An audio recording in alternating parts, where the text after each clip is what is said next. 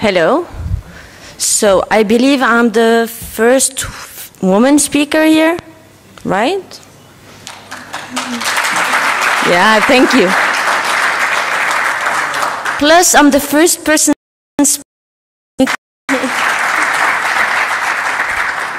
Thank you. So I'm here representing the Internet Society Lebanese chapter, and I'll be telling you about NetNite Beirut, which is an event that was born from the need to grow our membership data, membership base actually, and engage the community around technical topics and non-technical topics.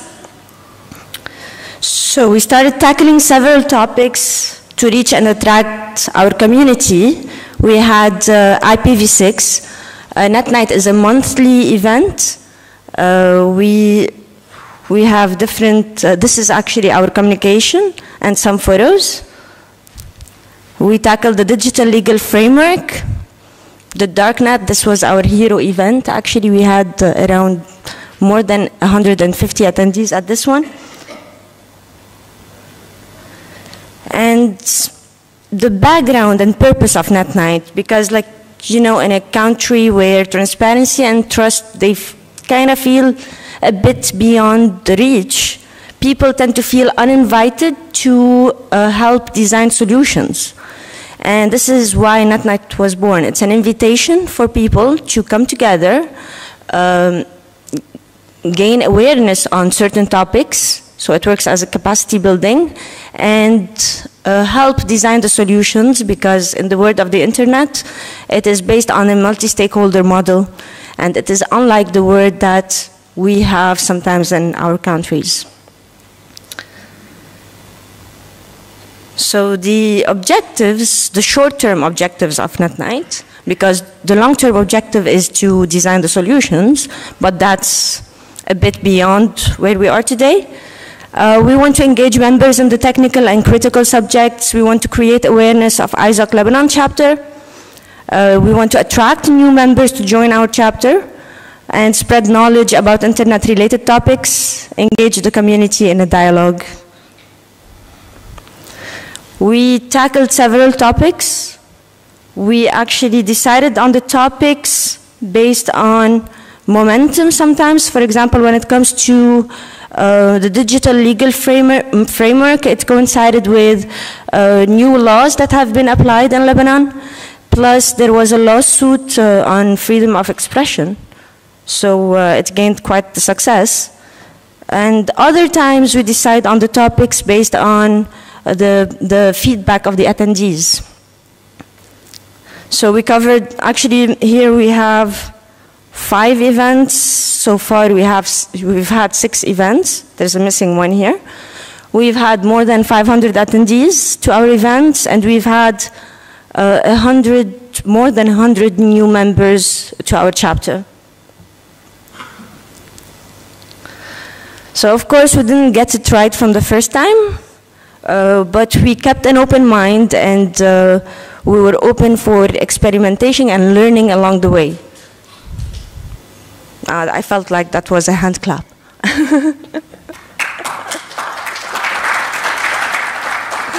Thank you. So first lesson learned was that reach is very important. So we do communicate our event on social media. We have a Facebook event page and on our local chapter social media. And we keep our events open for everyone, even non-members, because our objective is to attract new members. Plus, we know for a fact that people who add on Facebook events that they will be attending, they're not always attending. We've had, from the Facebook event page, people signing up, and we've had up to 50% no-show.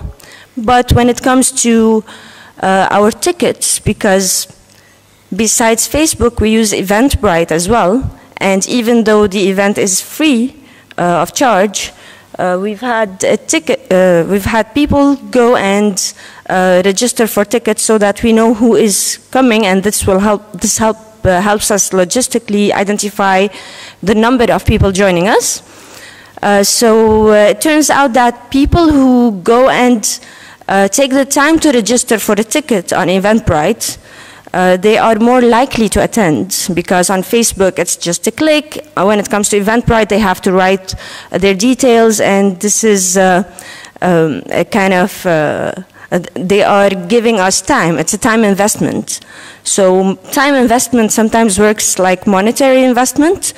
People will tend to show up when they spend some time registering for an event. But then when it comes to the Eventbrite ticket, we've had up to 25% of no-shows. 3 factors do influence the number of attendees: the popularity of the speaker and the topic, of course, plus the timing. Around the holidays, actually, it came as a surprise. The Darknet event was around the holiday time. It was between Christmas and the New Year's Eve. And we've had so many people joining the event to our surprise, actually. We did go over the open event, and then the format is crucial. Having 30 minutes registration prior to the event is very important to our people are always late culture. So it works perfectly. And a post-talk gathering of 60 minutes where people actually have pizza and they network. The pizza and beverages have become one of the elements that is that's considered as a brand of NetNite as well. Plus the aspect of like having a pizza and eating a pizza is an icebreaker for the people to start a conversation and meet each other. And we do have our post-event surveys. So those post-event surveys, they help us identify what the attendees want and what will our next topic be. Plus, we've had very positive post-event surveys. We've had people saying that 100% of people saying that they would likely attend another event. But in fact, due to the difference in the topic,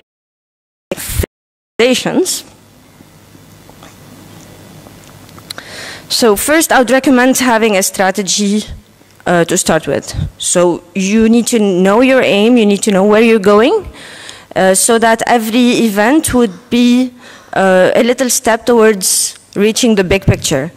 So, and then every event would be followed by activities to deepen the community engagement and increase the network of technical people. For example, a NOG can be created from the people attending the event.